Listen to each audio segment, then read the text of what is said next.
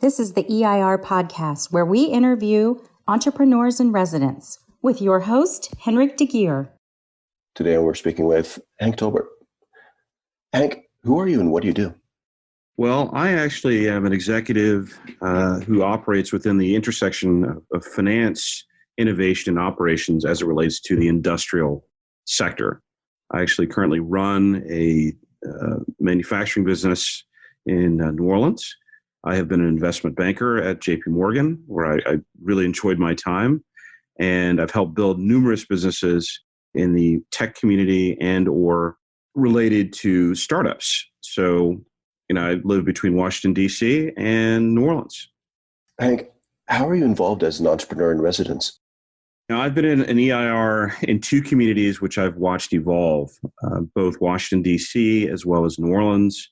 Both have great ecosystems, notably Washington, D.C., because effectively it was nascent not too long ago and has exploded given the tech community in Northern Virginia and Washington, D.C., with cybersecurity and various other things that are going on there.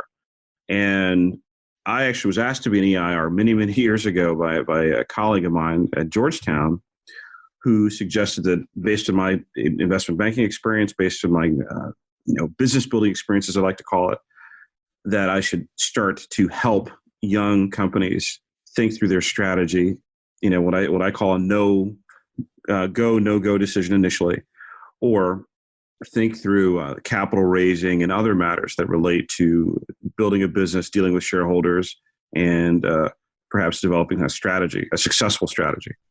And so with that said, I began to work as an EIR, helping companies, seeing them as many times as I could during the week, opening up my network, helping them with their strategy, helping them with fundraising, and did that in Washington. And then when I moved to New Orleans, I got involved with something called Idea Village, which is really the intersection of, I would call it all things entrepreneurial here in New Orleans, and has a very strong history. It was founded right after Katrina, I believe, or right around the time of Katrina, with the goal of supporting and encouraging an entrepreneurial community here. And with that, I got involved as what they call an EIR there, focusing on helping a variety of companies. And then I think in 2016 or so, I actually helped with the support of Chip Goodyear, the former CEO of BHP Billiton. We formed something called the Energy X platform.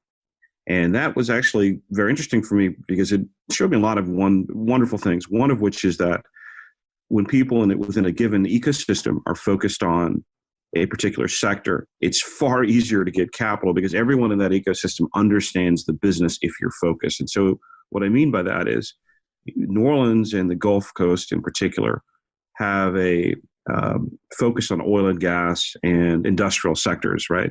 So as a result, doing this Energy X, which was focused on energy startups, we got a lot of support immediately. And so that was very easy for me to open my network, very easy for the companies to get capital and various other things, and awaken me to the fact that there is a dynamic community here and ecosystem in and around specifically focused sectors. And so that's why, that's what I did, and I actually helped the companies raise money, help them with their strategy, and so on. Hank, what are the biggest challenges and successes you've seen as an entrepreneur in residence? The biggest challenge I have seen actually is an entrepreneur's commitment to the long road of being an entrepreneur. You have a lot of people who are very interested in the idea of starting a business and hear all the great stories like Mark Zuckerberg and they'll read about something in Wired magazine or whatever the case may be and hear about these great liquidity events. But I find that some entrepreneurs don't often understand how hard and difficult it can be to build a business and grow it, and the real commitment it takes, not only from yourself, but from the people around you. And so that's the biggest challenge. The biggest successes, which I just mentioned, I've seen are, quite frankly, when people are operating within an ecosystem that understands their given sector or focus area, whatever it is, or solution that they're providing, it is tremendously easier for them to raise capital, to find support, and so on. And I tell you that from the Energy X experience, I was amazed at how easy it was to get meetings, to get support, raise capital in a community that was focused on oil and gas. And that, that's also why I ended up founding my conference, the Frontier Conference, which is focused on connecting people and stakeholders in the entrepreneurial community that are interested in industrial innovation. And that success, I think anyone who is trying to build a business or a startup, I think they need to make sure they are connected to, at the least, if not in, an ecosystem that understands what sector they're in. So case in point, you take a city like Cincinnati, Ohio, where I'm from. That's a big retail and consumer market. It's a great place to be, retail consumer. You're in mobility. Detroit's a good place to be.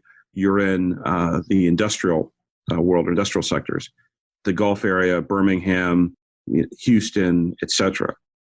That's what I found is when you really focus on being someplace where the action is as it relates to your specific sector, you will see tremendous success. It's just so much easier to get things done. And Hank, what advice would you like to share with other EIRs? Having been an EIR in both Washington, D.C., as well as in New Orleans, I've seen two different communities, two different focus areas with different access to various sectors. And the one thing I'd say to other EIRs, whether they're working within a private firm or VC firm, or within a university, whatever the case is I think early on begin to nurture those who say that they want to be entrepreneurs, and be very upfront and honest with them about the road and what you can and cannot do for them. EIRs, in my humble opinion, can't solve every single problem. They are not sages necessarily, but they can give good guidance and proper guidance, and one of which is being a strong, supportive advisor. And that's something I learned from my years in banking, is being the best advisor is the best role you can be, and making sure that you offer all the things that you could possibly do to help them, whether that's the network, whether that's introduction to financing, or just simply discussing strategy and the realistic nature of actually achieving that strategy. Hank, where can we learn more about Entrepreneurs in Residence and your work as an EIR? One thing I'm doing is my conference, thefrontier.co. You can learn there about myself and what my team is doing as it relates to building a community. In terms of EIRs, I think there are various communities that you can reach out to within your city or state, wherever you are. So there, for instance, Georgetown has an EIR community. Idea Village here in New Orleans is a wonderful source of information in terms of how to operate as an EIR. And quite frankly, you can reach out to me. You can find me on LinkedIn. And if I could be helpful in any way, I'd like to. I enjoy helping people. I enjoy helping people achieve their dreams. Well, thanks, Hank. Thank you. Thank you for your time. This is an amazing podcast, and thank you for including me. And would definitely like to work with you and others. And please take a look at our website for the Frontier Conference, which is focused on connecting the stakeholders in industrial innovation. And that's www.thefrontier.co. For more about this, visit EIRpodcast.com. Don't forget to please subscribe, rate, and review. Tune in next week for the next episode. Thanks for listening.